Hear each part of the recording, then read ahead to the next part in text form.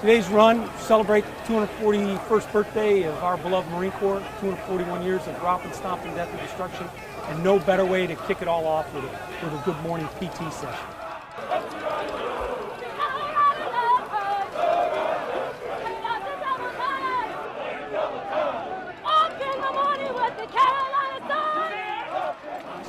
So again, great opportunity, nothing to do it better than in a team environment, unit PT, a unit run, to kind of make sure that we're only as good as the person next to us, right? Being together, running together, being in step when appropriate.